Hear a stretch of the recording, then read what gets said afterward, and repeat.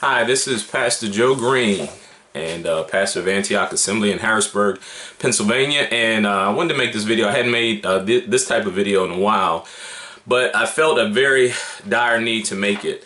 This last weekend they had these events in Charlottesville, Virginia. There were rioting, there was a death, violence, many people were injured, and we see this knee-jerk reaction. So the first thing I want to explain to you is I feel very strongly that Charlottesville, like many things like this, is what's called a false flag. It is manufactured or engineered by the powers that be, the ruling elite. If you don't know exactly who I'm referring to when I say that, then I would just suggest that you subscribe to my YouTube channel. I have a lot of different videos where I go into detail about exactly who the ruling elite is. And so it's important for you to understand this. And the reason I think it's so important to talk about this is that I see this outrage. I see a boiling. It's just fanning the flames of many of the things that have been kind of coming to a head for some time. And if any of you watched the 2019 movement that we started last September, if you understand what we're saying, that this is classic Hegelian dialectic. Saul Alinsky wrote a book, Rules for Radicals, and I have a copy of that book, and I'll share it with you. I have a copy of it. And in the Rules for Radicals, it gives a strategy on how to basically seize power. And one of the ways you seize power is through a community organization. Community organizers, what they do is they go in and they fan the flame. So if you hear me talk about Hegelian dialectic, what that means is that in order for you to push an agenda forward, you control both sides of the argument, and then you push the public into the direction that you want them to go into. So why am I saying this? In Charlottesville, you have groups like Antifa, you have what they call the alt-right, you have always Black Lives Matter and these type of groups, and they're all very radical at this point in time. But if you look behind the scenes, that many of these groups like Black Lives Matter, Antifa, and the like are funded by the same people. And one in particular is by the name of George Soros. George Soros funded Black Lives Matter, and he spent about $30 million in Ferguson to help stir up the riots. He's also funded around the country many different protests, especially protests against President Trump and some of the things that they're doing. These are intentional. Like I said, the funding of George Soros, of Black Lives Matter, and some of these protests are not rumors or innuendo. They are documented. His organization that helps to fund these had to file tax returns, and in the tax returns it came out that they actually are funding much of this unrest. During the last election cycle, the Democratic National Party, George Soros, and some of these other people actually would pay protesters to go in and start fights at Trump rallies. This is all well documented. And so the reason I'm saying this, and the reason it's important for you to understand George Soros, the reason it's important for you to understand Saul Alinsky and Rules for Radicals and these type of things, is because I see so many people getting emotionally involved in these issues. They're being deceived, especially black people. Black people are being deceived and manipulated. They're being socially engineered. And the reason I know this to be the case is because these deceptions and these false strategies, the strategies aren't false, but the false narratives that's being painted, black people at a 90 or 80% clip are showing support for these strategies. And the very people that are pushing these strategies and pushing these narratives are the people that are a part of the oppression that has oppressed people of color for many, many years. And so that's why I know for a fact that black people especially, but a lot of the American public is being manipulated because of these false narratives like what happened in Charlottesville. And I want to tell you that George Soros is a former Nazi. He's a former Nazi. I mean, this is documented. It's not a rumor. So think about this. Why would a former Nazi fund the Black Lives Matter movement? And I'm here to tell you too, the Black Lives Matter movement and some of these movements aren't really about trying to help black people, because George Soros and these people, these global elite, don't care about people of color, but they are easily manipulated. People of color are easily manipulated because of the emotions attached to racism. So if they stamp racism on anything, then black people will react, and we are very predictive, and they've learned how to manipulate us over time. So they use media, they use different catchphrases and trigger phrases in order to manipulate us. So I want you to understand that Black Lives Matter and these other places, they're being funded by people like George Soros, the global elite. And I'm here to tell you that the global elite, those people behind the scenes, these, like the Bible calls them, wickedness in high places, don't care about black people or any people of color. They don't really care about white people. The only people they care about is themselves. They are the global elite that ultimately want to take over the planet. The Bible talks about the one world government, the new world order, and those type of things. And these people are actually Satanists. They worship Lucifer. They may not say it, but they do. And what they do is they use money and they use power and influence through people like college professors, through politicians, through media, through Hollywood, and through the music industry. They use them, they pay them a lot of money to push an agenda to manipulate the public as a whole. So most of these global elite you probably haven't heard of, like George Soros and people like that, but they are really the power brokers behind the scenes. The Hegelian dialectic, as I said earlier, is when you control both sides of the issue. So this last presidential cycle, Hillary was her girl. Hillary Clinton was the woman who they backed. 90% of the media people gave money to the Hillary Clinton campaign because they understand that not only do the global elite did they back Hillary Clinton, but that they own the media as well. And so if you're a media person and you want to have a job or you want to get promoted, then you have to push that same agenda, or else you could get blackballed. That's why in Hollywood, Tim Allen, who's a famous actor, recently came out on his show. His show was very highly rated. He had a very highly rated sitcom, but because he admitted that he went to the Trump inauguration, they found a way to discontinue his show, even though it was very highly rated. And he even said it. He says in Hollywood, because it's so liberal, you can't be outspoken against issues that are conservative issues. Another thing I want to point out to you. See, a lot of people want to attach the Nazis, the swastika, and all those other things to the far right and to conservatives and to Republicans. You have to understand that the Nazis in Germany back in the 1930s and 40s were socialists. It was the Socialist Party. Hitler was a socialist.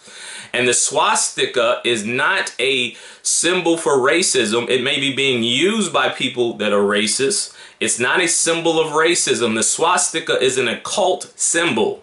I've been to India, and I've been to certain areas of India, and you will see swastikas painted on certain things. If you look at the occult, which is people that ultimately worship the devil, it is an occult symbol. Hitler was an occultist. He was a socialist. He was a closeted homosexual. And all those things. So all these agendas are tied in together. And again, I'm telling you things that are documented. They are proven. It's not something that I'm coming up with. But when we understand the plot and the scheme of the enemy, we shouldn't allow them to have the victory over, take advantage over us. Now, one of the things I will say, whether you agree with President Trump, and I'll say for the record, I think he says the first thing that comes to his mind. He's very impulsive. He can be very brash and uncouth and very tacky at times, or a lot of times. I will give you that. I think that I would say that he should choose his words more carefully. I'm not a Republican, just so you know. I'm an independent. I came off the Democratic plantation some time ago, and now I'm an independent. Because once I realized, I was a longtime Democrat, once I start to study and understand that the strategies, and I'm going to make a statement here, over the last 150 years, all the strategies that were meant to destroy Black America and people of color and the people that are disenfranchised, so it's not just Black people, there are other groups of people, but Black people have been a focal point of it. All of those strategies have been supported primarily by liberals, by progressives as they call themselves now, by the left. The breakdown of the family is a liberal leftist strategy. The pushing of the homosexual agenda, abortion on demand, is all part of the left, liberal, progressive movement, and all of those strategies are directly pushing population control. And again, these are all documented. If you didn't get a chance, look at the 2019 movement presentation. I go into detail. I give you all the sources. You can go on Amazon and order a copy of the book that has all the sources to what I'm saying to you. I'm not telling you things that are rumors or innuendos. I'm giving you facts. And so when we see these things come full surface and we understand that the strategy of the enemy has been so effective, because not only for black people did they mean to destroy and to reduce the population of black people, but now black people have been brainwashed into defending the very strategies that were meant to destroy them. And Margaret Sanger, who started Planned Parenthood, she was a eugenicist. The Rockefeller family funded Margaret Sanger's eugenics movement. The Rockefeller family also funded the Nazi Germany experiment, Hitler's experiments. Nazi Germany, the same group of people funded both movements. Margaret Sanger said eugenics means ethnic cleansing. It means getting rid of the undesirables. So Margaret Sanger admitted, it was first called the American Eugenics League, and then because of the Nazis in Germany, they knew that eugenics had gotten a bad reputation, which it should have, because it's the most racist strategy that you can come up with. So you have Margaret Sanger, the American Eugenics League. She changes the name to the American Birth Control League.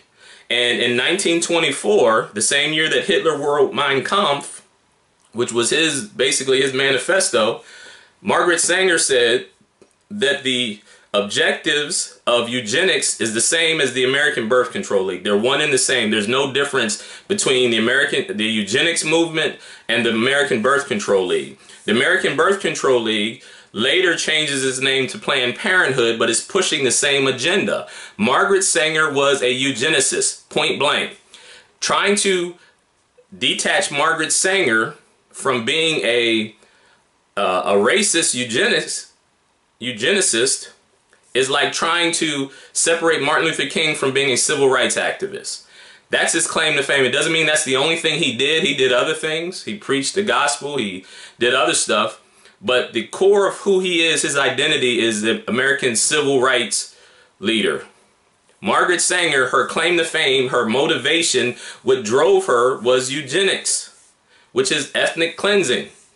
So I say all that to say that the same people that have pushed these racist agendas, whether it's promoting homosexuality, whether it's eugenics, whether it's population control, whether it's mass incarceration in privatized prisons, the people that have primarily pushed this the most over the last 100 to 150 years are people that now would identify themselves as liberal progressives.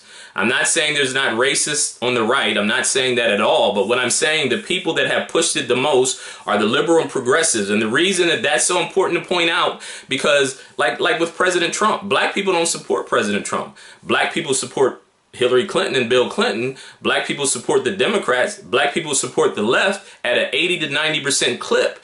And when you understand that people like Hillary Clinton said that Margaret Sanger was her hero. She got the Margaret Sanger Lifetime Award, and she said she greatly admired Margaret Sanger, and that was her hero. So you can't separate Margaret Sanger from racism. So how does Hillary Clinton get a pass by not only saying that Margaret Sanger was her hero, but they are the liberal left really push abortion. President Obama carried the same strategy forward. It is a globalist agenda for population control and depopulation. It is well documented, but because the people in the media are behind the scenes, the people that own the media are the same people that are the globalists, they push the agenda that suits their purpose. And so in the mainstream media, you're going to see them perpetuating the same strategies and the same agendas that mean to destroy us. So if you're against abortion on demand, they call you sexist. If you are for biblical natural marriage, and you are not supporting gay marriage, they call you homophobic. If you are against some of these people, if you are against Hillary and you're for Trump, then you have to be a racist. If you're for secure borders, they call you that you're anti-Mexican. These are things that the mainstream media does to manipulate the masses, and it is working. And it's time for us to wake up. It's time for you to be aware of the strategies of the enemy. These are wickedness in high places is what the Bible talks about. And so I want you to understand that Charlottesville is just one of the many different parts of the strategy that's meant to cause racial unrest, because here's what the globalists want. They want to cause a race riot so that they can impose martial law, and then they can put even tighter controls over the American population. That is their end result. That's why someone like George Soros, who is a globalist billionaire, would fund Black Lives Matter and Antifa, but they also fund people and send in agents who pose to be racist, Nazi-type people. They fund them as well. It's called counterintelligence. It's called agent provocateur. They did it with the Black Panthers. So the Black Panther movement was started off as a child's breakfast program in California. They intentionally put people in to stir up riots and stuff like that within the group of the Black Panthers, and some even were CIA agents that posed as members of the Black Panther Party. The Tea Party was the same thing. They would send people into these Tea Party rallies to stir up riots so that the police can come in and they can deem them as hate group. Now, in case you don't know history, and I'm only going to be a couple more minutes on this video, in case you don't know what history dictates, the Tea Party was what happened during the time of the Revolutionary War. They were protesting against unfair taxation.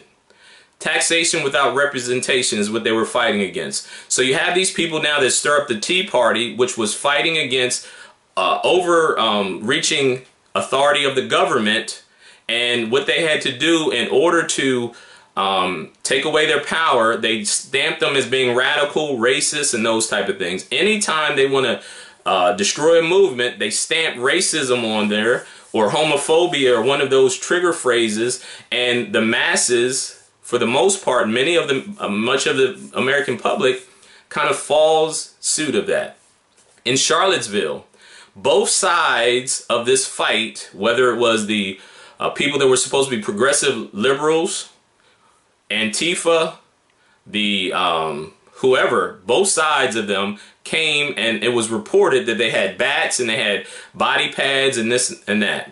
They were sent there to stir up a fight because they wanted a fight to break out so that they can show those images and they can stir up racial unrest and make it seem like it's critical. See, here's the thing, and I'm going to close with this.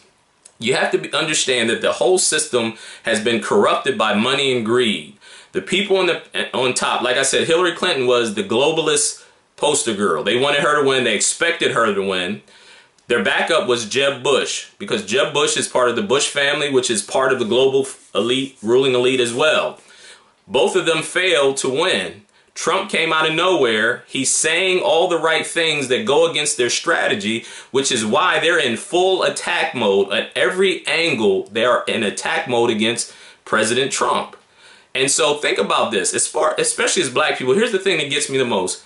Black people have recognized that the system has been set up against us for some time. You know, if you look at, you had slavery, then you had Jim Crow, then you had certain types of institutionalized racism that has happened, all based on money and greed. When you look at the criminal justice system, which black people and Hispanic people are locked up and get longer prison sentences for the same crimes. This is all documented. The Department of Justice statistics will show you that. So we acknowledge that the system unfairly was stacked against us. But because they put President Obama, who actually was still part of the same strategy, he promoted the same agenda that all the other globalist leaders promoted. But because black people are so emotionally attached to this race issue that they grabbed a hold of him and they supported him and defended him. And so even though he pushed the same strategies and agendas that were meant to destroy black America, we still support him and still defend him. And if you're against Obama, they call you racist, even though I'm black. If you look at the Clintons over the last 30 years, there have not been two political leaders who have done more damage to black America than the Clintons, either directly, indirectly, or supported the very strategies that have meant for the black destruction. The Clinton crime bill has affected black people at a much harsher clip than any other race. Hillary Clinton was the one who promoted helped to promote the crime bill, the Clinton crime bill. They receive millions of dollars from these privatized prison organizations and these lobbyists that fund the Clinton Foundation. So they get money on the back end. So they pass laws on the front end that unfairly target black people at a higher clip. And then they make money on the other side from the privatized prisons that benefit from those laws. That is wicked. Hillary Clinton calls one of the most racist people of the 20th century her hero. But yet, we as black people still defend her passionately, and we're mad at people who are against her. They said if you didn't want Hillary to win, you're a racist. And that's just ridiculous, but it's part of their social engineering program. It's part of the strategy that they have perfected. And now we see Charlottesville as just an extension of that. So I want you to be mindful of these things because they're trying to stir that up all over the country. And think about, and here's what I'm telling you. I'm not for white supremacists or white nationalists or alt-right. I'm not part of that. Obviously, I'm a black man. But they have the right to freedom of speech, even if I don't agree with it. I can't, if they stand up with a swastika and a rebel flag and they say we don't like black people, that's their right to say it. Period. That's what the First Amendment is about. I could disagree with it all day long. As long as they don't tell people to go out and kill or do harm or anything like that, as long as they don't physically hurt someone, it is their right to say whatever they want to, whether I agree with it or not. But what we see here in this country is the left has incensed the public to such a degree that now if you say something that people disagree with and they get offended by it, they're okay with physical violence against that person. So like at the Trump rallies or you know, people like, what's his name, Milo Yiannopoulos or Ann Coulter. These are people that people disagree with, and when they go to make speeches now, they are threatened with physical violence. The person who started that rally in Charlottesville, he went and got a license to protest. I mean, to assemble. It was a legal license. It was his right to do so. But even when he spoke afterwards, they had a lady that physically went up and started punching on him. Now, if he turned around and knocked that lady out, they would have said, "Oh, that's sexist. Why would you hit a woman?" Because that's the hypocrisy of the far left. It is his right to say whatever he wants to, whether I agree with him or not. And especially as a Christian, I have to fight and to defend people's right to say whatever they want to, even if I disagree with it, because you have to understand that the enemy is setting us up, especially as the body of Christ, because the Bible says in the last days, everybody will be on the same page except for those whose names are written in the Lamb's Book of Life. And so the same way that they're going to incite you to be okay with quieting up people that have opinions and views that disagree with me, whether it's hateful or whatever the case may be, they will eventually turn that strategy on you and tell you that the preaching of the gospel is hate speech. They already started that. They tell you if you say homosexuality is a sin, that's hate speech. They put Bible-believing Christians on the terrorist watch list because it's all about control and manipulation. They are leaning towards a one-world government, and that's what the globalists want. And let me tell you something. If you're watching this, most of you are watching, you're not in their picture of what the world will look like in the future. So even though you're fighting for their agenda now, whether it's subconsciously or consciously, eventually it's going to turn on you as well. Eventually the gun's going to turn on you. And so now that you're supporting these wicked schemes and devices and you're okay with it because they disagree with you or you don't like what they're saying, it will eventually come back to haunt you. But the Bible tells us to be mindful and be aware of all this devices and the schemes of the enemy so that he doesn't gain advantage of you. This has been Pastor Joe Green, and I had to share that. It's been on my heart. Just stay tuned, more and more videos. Check out the 2019movement.org when you get a chance, because we're trying to bring awareness. We're trying to fulfill the great destiny that God has for the people of color all around the world. Let me say this too before I close. When I was talking about the Clintons, and I talked about how much damage they've done to people of color, that's not limited to black people in America. The Clintons, with the Clinton Foundation, basically raped Haiti because of the hurricane. Millions and millions of dollars were funneled through the Clinton Foundation, never got to where it was supposed to be. In Africa, there are many, whether it's Rwanda and different African countries, they all hate the Clintons because the Clintons were very instrumental in helping to destroy their countries and to take advantage of their resources, and it was all done for them to profit off of. at the sake of the people of color. That's why people in Haiti, people in Africa, and all over, they hate the Clintons, because they understand that they have done more damage over the last 20 to 30 years than any two political leaders of that time. Anyway, I love you. Blessings to you. I pray that the eyes of your understanding will be open, and that the Lord will reveal his spirit to you and his discernment and his wisdom. Shalom. Bye-bye.